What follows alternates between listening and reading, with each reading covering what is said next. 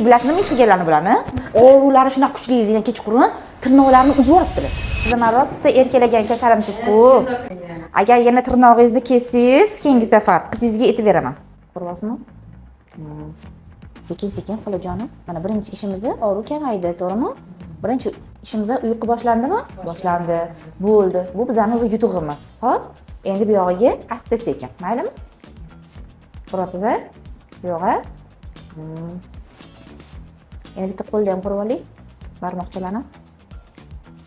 Barmoqchada ham yo'q.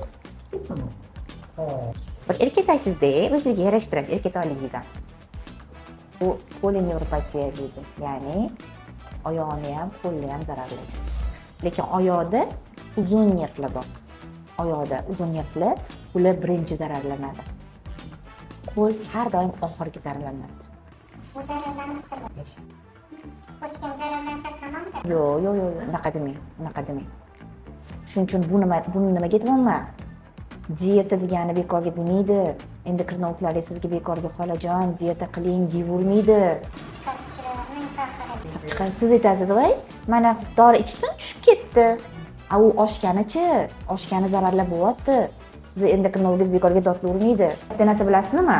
Mana siz dieta demoqmisiz-ku, sizchi dieta qilaman deb yemay yurasizda, keyin bittada mazza qilib yeb olasiz. Shashligingiz kelyaptimi? 2 ta yeng go'shidan.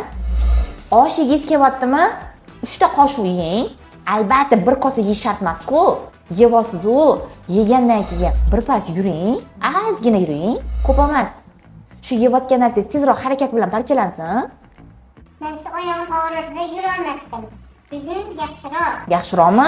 Keydi bo'lmasa kerak. Siz maladetsiz. Sizni rost mengacha nima yoqyapti bilasizmi sizdagi? Sizdachi shashtingiz bor, tuzalaman degan.